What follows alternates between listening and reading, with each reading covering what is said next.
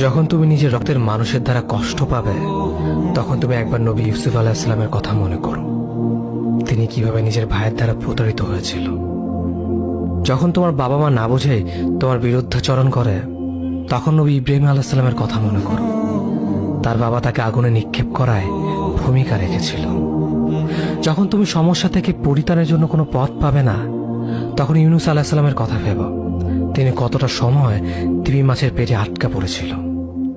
যখন তোমার নামে কেউ মিথ্যা অপবাদ ছড়িয়ে দেবে, তখন মা আয়েশা রাদিয়াল্লাহু আনহার কথা মনে করো। তার নামে পুরো শহর জুড়ে কুৎসা রচনা করা হয়েছিল।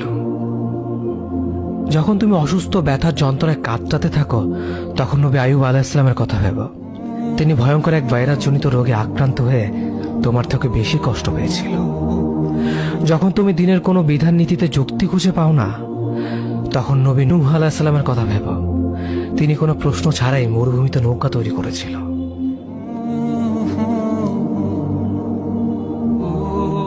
যখন তুমি আত্মীয়স্বজন, পরিবার, বন্ধু বান্ধবের কাছে হাসির পাত্রে পরিণত হও, তখন তুমি শেষ নবী হযরত মুহাম্মদ সাল্লাল্লাহু আলাইহি ওয়াসাল্লামের কথা ভেবো।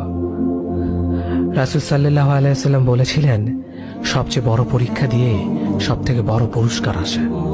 যখন আল্লাহ কাউকে ভালোবাসেন, তখন তাকে পরীক্ষা করেন, এবং যে এই পরীক্ষাগুলো মেনে নেয়, সে আল্লাহর সন্তুষ্টি অর্জন করে। আর যে অভিযোগ করে, সে তার ক্রোধের পাত্র হয়। হে আল্লাহ, তোমার কথা মনে করা, তোমার প্রতি কৃতজ্ঞ হওয়ার এবং তোমার ইবাদত করার তৌফিক আমাদের দান করো। আমিন। যেভাবে তুমি সন্তুষ্ট হও, সেভাবেই আমাদের পরিচালিত করো।